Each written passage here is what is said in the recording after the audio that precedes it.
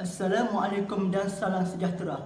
Pernahkah anda terfikir anda merupakan Isa yang paling berat ditimpa ujian? Atau pernah down tak tahu macam mana nak bangkit kembali? Oleh itu saya akan share sebuah buku yang bertajuk Inspirasi Syukur oleh karya Muhammad Syukur Ibrahim dan Bahrudin Bakri. Buku ini saya akan bahagikan kepada 5 bahagian. Yang pertama, kisah ketiga beliau kanak-kanak. Yang kedua, kisah ketiga beliau bersekolah rendah dan menengah. Yang ketiga beliau melanjutkan pelajaran. Yang keempat, ketiga beliau terlibat dalam dunia bisnes. Yang kelima, ketiga perkahwinan. Saya akan rukai satu persatu. Ringkasnya, buku ini mengisahkan kisah seorang insan istimewa yang bernama Muhammad Syukur Ibrahim. Walaupun beliau mempunyai tangan dan kaki yang pendek, tidak menjadi halangan beliau untuk berjaya. Lahirnya beliau yang kelihatan seperti botol kicap menyebabkan emaknya tidak mampu menatapnya selama 2 minggu. So neneklah yang menjaganya selama itu, dan datuknya yang meletakkan nama beliau sebagai Syukur. Sebagai apa? Sebagai tanda kesyukuran atas kurnia Allah Subhanahu Taala.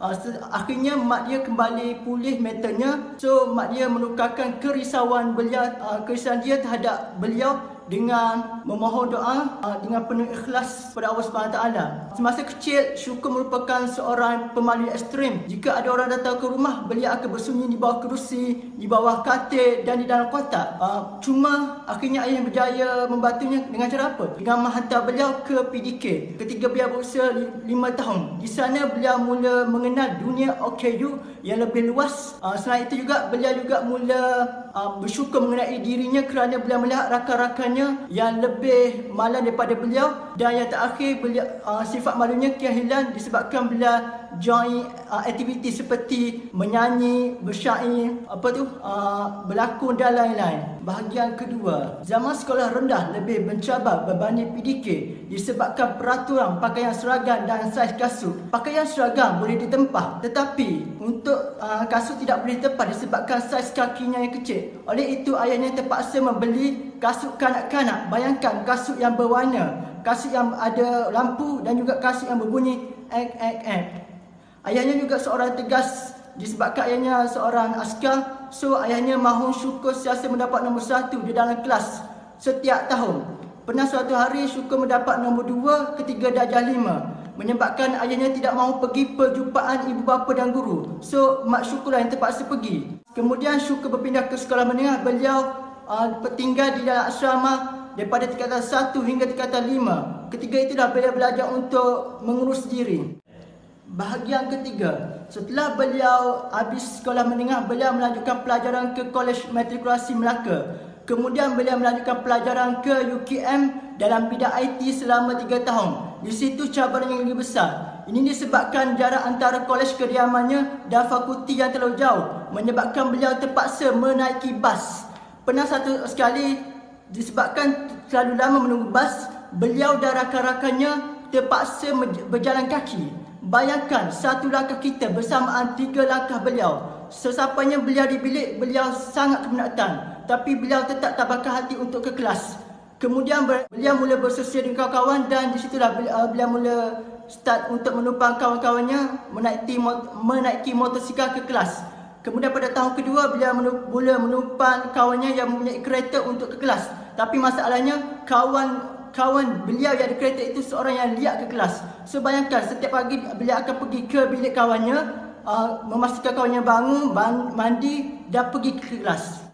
Bahagian keempat, beliau terlibat dalam bisnes MLM selama 3 tahun. Di sini beliau mula belajar memasak impian besar seperti aku mahu jadi jutawan, aku mahu miliki kereta yang besar. Malangnya beliau terperangkap dengan konsep show off, iaitu asalkan dapat barangan berjenama mewah terus belanja. Tapi ini menyebabkan beliau tiada simpanan, tetapi beliau tidak putus asa. Kemudian beliau berkongsi modal untuk membuka bisnes Dobi.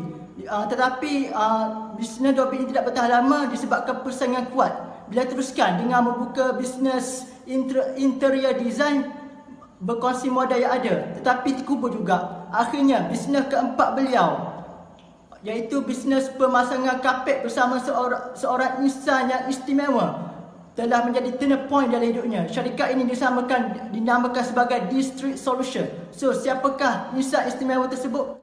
Bahagian kelima, Insan istimewa yang dimasukkan ialah Wani, bisnes partner keempat beliau. Wani baru habis belajar UPN dan masih belum bekerja. So Wani bertindak sebagai pemandu beliau, di mana membawa beliau untuk urusan projek ke sana ke sini, ke sana ke sini. Pada tahun 2012 mereka mula bercinta disebabkan bisnes kapek kerana mereka saling memerlukan. Kemudian setahun kemudian mereka mula memberitahu keluarga. Pada mulanya emak dan ayah Wani tidak bersetuju. Tetapi setelah 4 tahun Wani memujuk ayahnya, akhirnya ayahnya terima. Setelah itu beliau dijemput ke rumah ayah dan emak Wani untuk tujuan orientasi dan soal sidik selama 4 hari. Alhamdulillah beliau berjaya menepuhnya. Akhirnya mereka berdua berkahwin. Apa yang menarik di sini, yang mengahwinkan Encik Syukur ialah ayahnya Wani, iaitu orang yang paling mahalanya. Cuba bayangkan perasaan beliau ketika itu. Input pengajaran buku ini, yang pertama, kita hendaklah sentiasa bersyukur kepada Allah SWT, kerana Allah SWT pernah berfirman, la in syakartum la azidanakum wa la in kafartum inna azabi lasyadid. Jika kamu bersyukur, maka Allah akan tambah. Yang kedua, kita hendaklah sentiasa berusaha sebagaimana ditunjukkan oleh ayah Syukur untuk memastikan beliau tidak malu untuk menghadapi dengan masyarakat. Yang ketiga, tanpa disiplin kita tidak akan ke mana-mana. Itulah yang ayah Syukur selalu tekankan. Dan yang keempat, kita tidak perlu segan untuk berjaya. Yang mana kita boleh tengok Encik Syukur menumpang kawannya untuk ke kelas.